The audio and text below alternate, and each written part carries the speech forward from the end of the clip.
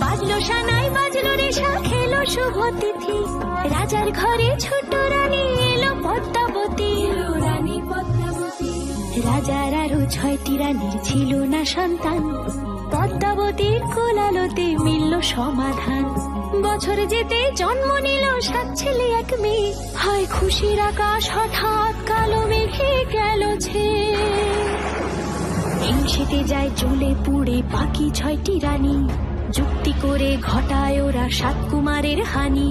সুযোগ মতো 7 ছেলেকে মাটিতে দেয় পুঁতে, বাঁচে একা পারুল ওরা পায় না তাকে ছুতে।